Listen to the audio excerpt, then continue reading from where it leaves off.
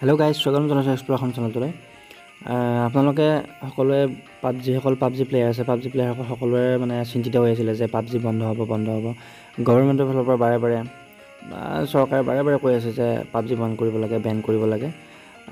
Recently এটা update ওলাইছে PUBG মোবাইলৰ পৰা এটা আপডেট ওলাইছে যে পাবজি বেন নহয়। মানে আমি যিটো দেখিছোঁ, আমি যিটো পাবজি অন কৰোঁতে, পাবজি গেমটো অন কৰোঁতে আমি যিটো নটিচ দেখিছোঁ, সেই হিচাপত মই কৈছোঁ ইয়াত দুটা অপশ্যন আহি গৈছে আৰু ইয়াতে আপোনালোকে পাবজি গেমটো খেলিব পাৰিব। খালি দুটা অপশ্যন আছে, কণ্টিনিউ আৰু I am not a user in India বুলি এটা অপশ্যন আছে। আপোনালোকে যদি I am not a user in India select কৰে তেনেহ'লে আপোনালোকে খেলিব নোৱাৰিব, আৰু কণ্টিনিউ কৰিলে আপোনালোকে খেলিব পাৰিব। এইটো তেওঁলোকে প্ৰাইভেচি পলিচি তেওঁলোকে চেঞ্জ কৰিছে, আপডেট কৰিছে, আৰু যথাসম্ভৱ গভৰ্ণমেণ্টৰ যিটো ৰোল, চৰকাৰৰ যিটো ৰোল সাপেক্ষে তেওঁলোকে কৰিছে, চৰকাৰৰ ৰোলৰ আগেনষ্টত যোৱা নাই। তো আপোনালোকে নিশ্চিত থাকক, আপোনালোকে পাবজি খেলিব পাৰে।